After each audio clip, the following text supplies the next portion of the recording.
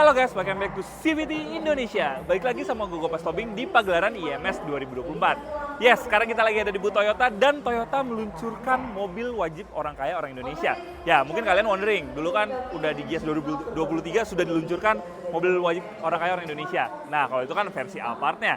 Nah, sekarang di pagelaran IMS 2024, Toyota meluncurkan versi Velfire-nya yang terlihat lebih sporty. Apa aja sih perbedaannya?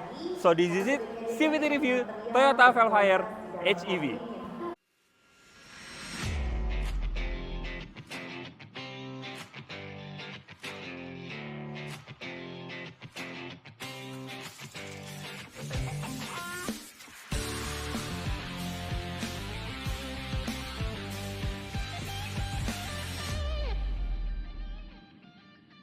Yes, Toyota Velfire HEV atau Hybrid Electric Vehicle. Yes, Toyota semakin serius menggarap pasar hybrid di dunia, termasuk salah satunya di Indonesia. Karena memang Toyota terkenal dengan teknologi hybridnya. Yes, tidak terkecuali dengan Toyota Velfire ini. Kalau dulu kan memang dia sudah meluncur, tapi hanya versi combustion-nya aja atau versi mesin konvensional saja. Nah, di IMS 2024 ini diluncurkan versi untuk hybridnya. Yes, kalau dari depan sendiri dia sebenarnya untuk grillnya dia masih mirip-mirip dengan versi Alphard-nya. Dia pakai 3D grill yang sangat besar di depan sini dengan aksen-aksen chrome-nya, terus juga untuk emblem Toyotanya sudah glossy seperti ini ya, karena dia sudah dilengkapi dengan Toyota Safety Sense atau TSS. Nah, kalau di lampunya dia biasanya kalau Velfire itu kan dibedakan dengan versi Alphard-nya.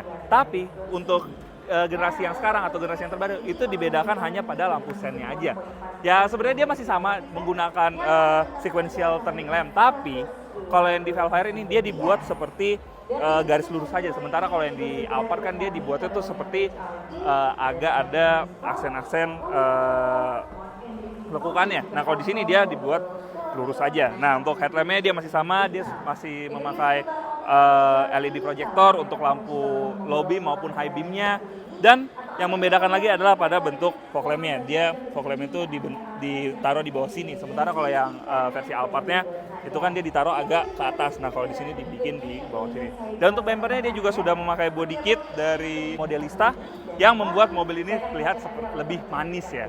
Ya memang dia approach-nya kalau Velfire ini memang terkenal lebih sporty, tapi kalau yang pakai Modelista ini kok seakan-akan terlihat lebih manis ya. Ya sisanya sih nggak ada beda, dia untuk lekukan kampesinnya masih sama, terus juga dia memakai radar di atas ini untuk melengkapi sistem Toyota Safety Sense-nya, dan di sampingnya tuh sudah memakai dashcam. Kita tidak tahu itu dashcamnya tambahan atau bawaan, tapi nanti kita lihat aja ya. Nah lanjut ke samping, dia juga mungkin kameramen bisa lihat sampingnya. Yes, untuk bagian samping dia pakai velg yang sama persis yang digunakan dengan di Alphard. Dia memakai velg 19 inci yang dibalut dengan ban 22555 R19. Yes, untuk kombinasi warnanya pun dia sama persis. Dia memakai kombinasi warna silver dan juga warna hitam yang membuat aksen seakan-akan tuh velgnya ada aksen 3D-nya. Ya, dia memang velgnya naik dibandingkan dengan generasi sebelumnya. Dia kalau generasi sebelumnya di 18 inci, di sini 19 inci. Tapi untuk bannya dia dibuat lebih tebal, di ketebalan profilnya itu 55, kalau yang sebelumnya 50. Dan seharusnya ini bisa membuat mobil ini semakin lebih nyaman. Nah, terus di samping sini dia untuk dimensinya dia masih sama. Dia panjangnya sekarang sudah menembus 5 meteran seperti pada Alphard yang sudah lebih dahulu meluncur di 5010 mm, dan untuk lebarnya ada di 1800-an dan tingginya ada di 1945 mm. Jadi ini udah ada di 1,9 meteran. Nah, tinggi gue 122 cm. Kalian bisa lihat nih. Ini mobilnya lebih tinggi dari gue ya. Iyalah, karena memang mobil ini harus memaksimalkan space. Karena mobil ini memang sering dipakai untuk pergi rame-rame bareng-bareng keluarga atau kerabat. Nah, di samping sini yang membedakan lagi adalah dia ada seperti aksen chrome yang bagian model kit body kit dari Modelista yang ada aksen chrome-nya di samping sini dan seakan-akan membuat mobilnya jadi lebih ceper gitu ya. Punya ground clearance yang mungkin lebih rendah dibandingkan dengan Alphard. Tapi untuk technical specification-nya nanti kita lihat, dan di samping sini dia sudah diberikan emblem HEV atau Hybrid Electric Vehicle yang merupakan mesin dari mobil ini. Nah, di samping sini dia yang membedakan lagi adalah ini. Dia pakai emblem Velfire. Nah, kalau di Alphard itu kan dia ada emboss Alphard-nya di sini, ada emblem Alphardnya. Nah, kalau di Vellfire ini diganti dengan Vellfire yang lambangnya beda. Tapi untuk lekukannya sendiri, untuk lekukan bodinya sendiri dia masih sama. Dia ada lekukan yang membedakan dia dibandingkan dengan Lexus LM ya, yang waktu itu benar-benar Lexus LM yang menurut Eja tuh kurang spesial jika dibandingkan dengan versi Alphard maupun Vellfire-nya. Ini cantik banget, seakan-akan lekukan ini kacanya ini dibikin lebih elegan atau lebih sporty gitu ya, lebih beda jika dibandingkan dengan MPV boxy pada umumnya gitu. Nah, ini gue seneng banget perubahan ini. Kenapa? Karena dari Alphard itu yang dulu, yang kalau kalian ingat generasi kedua dan generasi ketiga, itu lekukan bodinya sama dan seakan-akan memakai bodi yang sama, cuma dirubah secara major ya. Tapi sebenarnya itu adalah dua mobil yang berbeda. Nah, kalau di sini tuh bener-bener lekukan bodi bener-bener dibedakan. Jadi ini menandakan bahwa dia tidak memakai platform yang sama, melainkan pakai platform yang baru. Nah, terus juga di samping sini dia sudah dilengkapi dengan door handle yang sudah dibalut dengan chrome, dan ada tombol untuk membuka dan juga menutup pintu. Nah, bagusnya ini untuk membuka dan menutup pintunya itu tombolnya dibedakan letaknya. Jadi kalau yang untuk menutup pintu dia di depan, yang untuk membuka pintu dia di belakang. Jadi mengikuti arah sliding door-nya. Nah, sekarang kita lanjut ke belakang. Dia sudah memakai power back door sama seperti Alphard generasi sebelum-sebelumnya. Tapi unik ya, dia untuk power back door-nya, dia membukanya tidak hanya tidak hanya ada di bagasinya saja, melainkan ada tombol kecil di samping sini. Tapi tombol kecilnya itu tidak ada aksen yang membuka tuh sebelah mana atau menutup sebelah mana, cuma dibedakan guratan ada guratan satu dan guratan duanya aja. Nah, ini kalau kita tekan satu itu buat menutup, nah kalau tekan dua nih untuk membuka. Ya seperti inilah. Nah, kalau nutupnya juga baru kita pakai guratan satunya ini.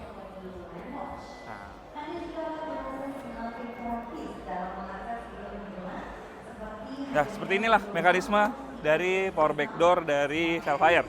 Nah, kalau kita lihat belakangnya, dia pakai body kit yang bikin mobil ini sebenarnya kelihatan lebih mengotak gitu. Ini kita bisa lihat nih bawahnya tuh. Tuh mobilnya jadi kelihatan lebih ngotak banget, jadi nggak kelihatan seperti beda dengan MPV pada umumnya, malah ini kelihatan lebih boxy. Padahal sebenarnya untuk pemilihan model lampunya ini udah modern banget kelihatannya dan beda banget sama yang generasi sebelumnya. Ini kalau lampunya dia mikanya dia udah pakai merah ya, beda dengan Vellfire sebelumnya dia pakai untuk mika lampunya itu dia pakai putih, dan kalau di sini dia sudah memakai merah, dan di belakangnya untuk sennya dia juga sudah sequential dan lampu mundurnya sudah LED dan lampu belakangnya sudah full LED. Nah, di belakang sini dia ada wiper yang seperti pada Alphard atau Vellfire sebelumnya, dia dibikin sembunyi seperti ini untuk mendukung desainnya yang clean look, jadi kelihatan nggak nempel gitu, jadi kelihatan wipernya clean look. Jadi kalau bisa digunakan dia baru turun. Nah, kalau nggak digunakan dia disembunyikan di atas sini. Untuk spoilernya dia ada aksen chrome juga di atas sini seperti menonjol gitu, yang ya sebenarnya agak keramaian sih, karena memang kalau gue lebih prefer kalau misalnya ini dibikin seperti clean look aja, ya nggak usah pakai kayak gini-ginian. Nah, terus di belakangnya dia juga ada emblem Vellfire besar, dan ke bawah sini dia ada emblem Executive Lounge yang menandakan tipe tertinggi dari Vellfire ini. Kalau dulu kan Executive Lounge itu hanya di mesin 3500. Nah, kalau sekarang mesin 3500-nya itu digantikan dengan mesin 2500 hybrid. Nanti kita lihat spesifikasinya seperti apa. Terus sampingnya ada lagi emblem HEV atau Hybrid Electric Vehicle yang merupakan teknologi dari mesin mobil ini. Nah, sekarang tadi kalau kita lihat di bagasinya tuh ada detail menarik. Yes, kita buka lagi bagasinya. Yes, di sini bagasinya tuh ada detail yang, yaitu ada tombol yang untuk memajukan dan juga merebahkan atau menegakkan bangku dari baris kedua dari mobil ini. Jadi kalau misalnya kalian bawa barang dan baris kedua itu kurang tegak, kalian bisa langsung menekannya dari tombol sebelah sini. Atau misalnya mau ngisengin teman kalian yang udah kalian suruh masuk duluan juga bisa. Oke deh. Kita tutup bagasinya. Ya, sekarang kita lanjut ke interior. Ya, sekarang kita lihat interiornya. Ya, ini yang membedakan Velfire yang generasi sekarang dengan generasi sebelumnya. Kalau dulu Velfire itu terkenal dengan penggunaan interior warna gelap atau warna full black. Nah, kalau di sekarang yang generasi sekarang itu justru dibalik. Kalau yang Alphard sekarang memakai interior warna full black, sementara untuk Velfire dia digunakan warna konyek seperti ini. Ya intinya warna coklat juga, tapi ini warnanya lebih tua jika dibandingkan dengan warna beige atau ini warnanya coklat tua. Ini bagus sih karena dulu gue pernah pakai Alphard juga yang warna beige. Setelah 5 tahun pemakaian, warnanya berubah jadi coklat tua. Jadi seakan-akan warnanya kotor ya waktu itu. Kita kira itu cuma karena kotor aja, padahal itu warna dari pigmen atau warna yang memberikan warna pada kulitnya itu sudah berubah. Itu penyakit dari warna coklat terang. Tapi kalau di warna konyek ini, menurut gue ini lebih long lasting dan terlihat lebih mewah. Nah, kemewahan itu berlanjut lagi dengan penggunaan panel-panel soft touch ya yang ada di depan sini, terus juga ada di door trimnya yang sudah full soft touch dengan ada jahitan-jahitan asli juga. Tapi sayangnya untuk dashboard yang agak bagian depannya itu dia masih menggunakan plastik-plastik biasa. Nah, tapi nggak apa-apa karena mobil ini masih terlihat mewah. Nah, di depan sini dia juga masih menggunakan head unit yang sama jika dibandingkan dengan versi Alphard-nya. Dia masih menggunakan head unit sebesar 14 inci yang itu ini gede banget ya. Kalau kita lihat tuh seakan-akan nonton TV zaman dulu. Karena memang TV zaman dulu tuh banyak 14 inci ya. Sekarang udah ditaruh di dalam mobil. Kalian kebayangkan perkembangan zaman itu secepat apa. Nah, terus juga untuk instrumen clusternya dia sudah full digital. Terus ada tombol engine start stop yang letaknya menurut gua cukup unik ya, ada di sebelah sini. Terus juga dia sudah dilengkapi dengan driver attention assist. Jadi kalau misalnya kalian meleng gitu, dia akan ada warning keluar di speedometernya. Bagus banget sih. Terus untuk setirnya dia juga bentuknya sama seperti yang di versi Alphard-nya, dan sudah ada adaptive cruise control yang merupakan bagian dari Toyota Safety Sense. Yes, mobil ini sudah dilengkapi dengan Toyota Safety Sense terkini. Jadi untuk masalah safety, mobil ini nggak usah diraguin lagi sih, karena untuk ADAS dia sudah sangat lengkap. Nah, untuk setirnya sendiri dia sudah lengkap dengan tilt dan juga teleskopik yang sudah elektrik. Ya wajar lah, harganya sudah menembus 1,8 miliar. Masa masih pakai gini sih, masih pakai manual? Elektrik lah kayak gini. Nah, terus tengah sini, balik lagi ke tengah, dia masih menggunakan tuas transmisi yang sama dengan versi Alphard-nya. Dia masih menggunakan bentuk joystick seperti ini, dan di belakangnya ada electric parking brake yang sudah dilengkapi dengan auto hold. Terus ada eco mode, tombol untuk mematikan traction control, dan juga tombol EV mode. Jadi untuk misalnya kalian ingin full EV, misalnya baterai masih cukup, dia akan langsung ke full EV. Tapi kalau misalnya baterai nggak cukup, dia akan ada warning keluar dan kalian nggak bisa switch ke mode EV. Harus tunggu sampai baterainya berada di level tertentu agar bisa maksimal fungsinya. Nah, terus di tengah sini dia juga sudah dilengkapi dengan wireless charger dan USB port yang sudah pakai USB-C. Jadi ini sudah mengikuti perkembangan zaman ya. Jadi untuk kalian yang mungkin mau consider beli mobil ini, mungkin harus ganti kabel charger kalian karena di sini sudah pakai USB-C. Nah, terus sudah ada konsol box di tengah sini yang menurut kami ini sangat besar ya, dan kapasitasnya kalau kita lihat ini persis sama dengan generasi sebelumnya. Dan tengah sini sudah ada USB-C port, power outlet, dan juga kabel port untuk HDMI. Jadi kalian bisa nyolok gadget kalian, terus bisa mau nonton rame-rame, kalian tinggal colok di HDMI sebelah sini. Atau mungkin main PS, mungkin bisa di sini, nanti kita coba kalau udah dapat unit testnya. Dan untuk standar konsol dia bisa dibuka dari sebelah kanan dan sebelah kiri.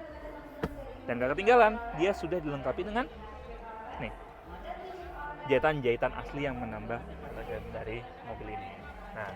Nah, untuk ngomongin soal elegan, joknya ya tadi kita udah bilang elegan, dan sudah dilengkapi dengan electric seat sama seperti generasi sebelumnya. Oh ya, untuk menambah kenyamanan di mobil ini juga sudah dilengkapi dengan premium sound dari JBL. Sekarang kita lanjut ke baris tengah. Ya, sekarang kita ke baris kedua atau merupakan kasta tertinggi dari Toyota Alphard maupun Velfire.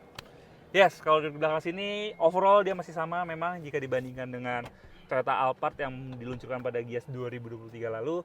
Dia masih punya entertainment system di belakang sini untuk layarnya sangat besar, terus dia juga pakai pengaturan AC yang baru gitu ya. Jadi ada kontrol-kontrol untuk side shade, roof shade di tengah sini. kontrolnya memang jadi lebih banyak, memanjakan penumpang, dan oh ya, ini lampu bacanya bisa diatur sudutnya yang bisa memanjakan kalian, jadi bisa dipasin tuh sudutnya kalian mau seberapa miring. Tapi sayangnya memang di belakang sini dia jadi menghilangkan sunroofnya. Ya, memang sekarang tren sunroof sudah mulai ditinggalkan, digantikan dengan panoramic roof seperti ini yang pakai shade. Ya, pakai shade ya. Jadi lebih bisa meredam panas dengan lebih baik jika dibandingkan dengan yang memakai sunroof. Terus di belakang sini seperti gue bilang dia masih sama, dia masih memakai electric seat untuk recline dan juga maju mundur. Ini improvement jika dibandingkan dengan generasi sebelumnya, karena generasi sebelumnya untuk maju mundur dia masih pakai mekanisme mekanis. Terus untuk ottomannya dia juga sudah elektrik, tapi memang butuh waktu ya karena memang jok ini besar, jadi mungkin ya untuk mengangkat bebannya juga harus lebih butuh effort lebih, jadi ya jadi lambat seperti ini.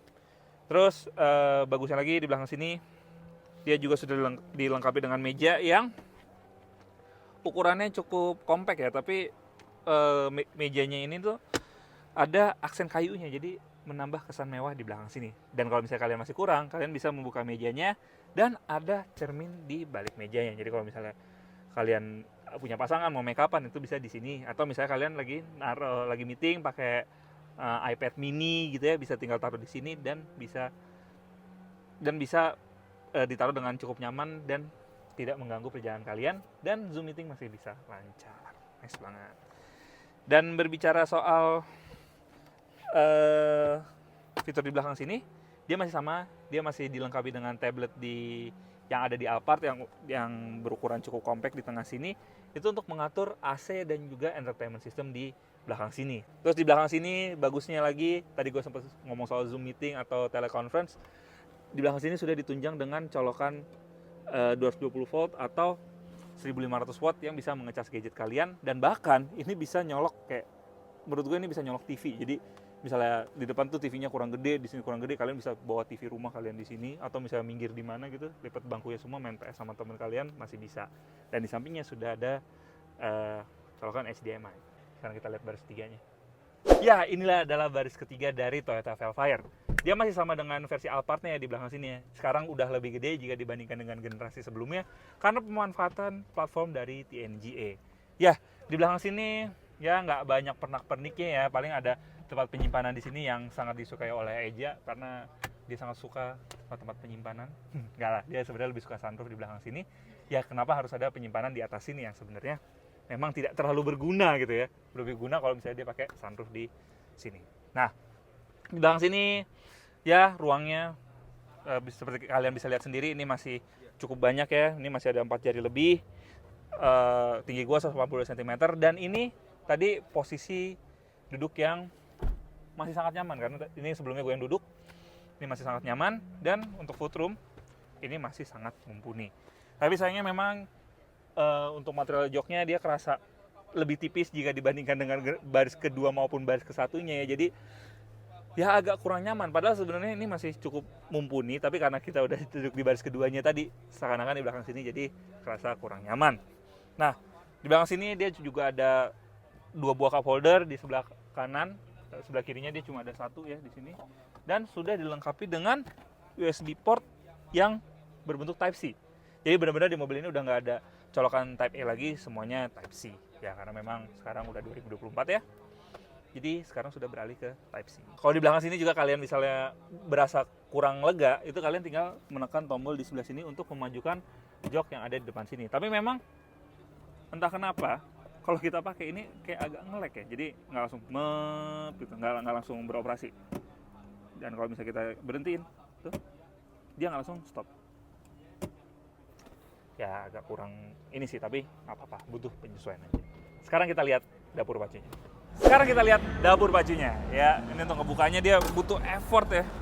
Karena bukan berat, dia tuh kap mesinnya tuasnya tersembunyi. Nah, ini di dapur pacunya. Velfire HEV ini dilengkapi dengan mesin berkode A25A FXS dengan bertenaga 190 PS dan torsinya di 239 Nm. Tenaga tersebut dialirkan ke roda depan melalui transmisi CVT yang memang goalsnya untuk menunjang efisiensi. Yes, dia memang untuk mesin hybrid ini bukan untuk kencang-kencangan tapi untuk irit-iritan ya. Tapi karena dia punya baterai, tenaganya bisa lebih mumpuni jika dibandingkan dengan mesin konvensional. Ya karena memang dia punya 2 powertrain ya. Nah, baterainya tuh ada di sebelah sini, dan baterainya jangan khawatir, baterainya tuh udah di cover sama Toyota selama 8 tahun atau 160 km. 160.000 km ya.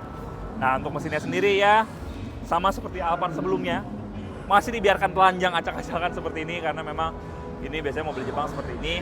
Padahal harganya sudah cukup bikin mata melongo ya. Tapi kenapa mesinnya nggak dirapihin? Mungkin biar kelihatan Lexusnya lebih mewah kali, makanya dibiarkan seperti ini. Tapi jangan gini-gini juga sih, seenggaknya dibikin lebih rapi gitu ya. Udah deh. Sekarang kita tutup mesinnya. Yes. Setelah melihat Vellfire HEV ini, kita bisa simpulkan adalah mobil ini merupakan opsi bagi kalian yang ingin tampil beda di jalan. Karena memang Alphard itu sudah banyak banget di jalan dan keluar lebih dulu, peminatnya biasanya lebih banyak. Jadi Vellfire ini memang ditujukan untuk kalian yang ingin sekali lagi tampil beda dan ingin merasakan interior yang lebih mewah jika dibandingkan dengan Alphard, karena memang ada pilihan warna konyek dan ingin terlihat lebih sporty karena di luarnya sudah dilengkapi dengan body kit dari Modelista. Tapi dengan harganya yang sudah menembus 1,8 miliar rupiah OTR Jakarta, tepatnya di 1.802 juta rupiah, menurut kami mobil ini kalah worth it jika dibandingkan dengan versi Alphard. Ya, karena memang kalian menambah hampir 80 jutaan, dan untuk mendapatkan sebuah mobil yang sebenarnya masih sama, menurut kami agak disayangkan sih. Padahal dulu Vellfire itu merupakan pilihan buat kalian yang ingin tampil sporty dan interiornya ingin kelihatan lebih long lasting. Tapi sekarang Vellfire ini malah dibikin untuk lebih elegan, dan tapi luarnya itu dibikin lebih sporty. Jadi kesannya agak nggak nyambung gitu. Tapi kembali lagi, pilihan di tangan kalian. Jadi kita tidak mengatakan mobil ini jelek, tapi ini mobil ini lebih pas untuk kalian yang ingin tampil beda di jalan. Oke CVTs, sekian review kali ini. Jangan lupa like video ini, subscribe ke YouTube channel CVT Indonesia, dan nyalakan lonceng notifikasi. Main-main juga ke Instagram kami di @cvt_indonesia. Di situ banyak story kalau kita lagi syuting, dan juga liputan terkini terutama di IMS 2024. Dan nggak dalam negeri aja, kita juga punya liputan di luar negeri di Instagram kami. Dan kalau untuk kalian yang ingin baca berita, kalian bisa langsung akses website kami di cvtindonesia.co.id. Dan untuk kalian yang tertarik untuk meminang Vellfire HEV ini, kalian bisa membeli di website kami di cvtindonesia.co.id, dan pastinya kami akan memberikan penawaran menarik. Oke CVTs, go. Dan kita bisa memberikan penawaran menarik. Oke CVTs, sekian review kali ini. Go Pas Tobing, pamit dulu.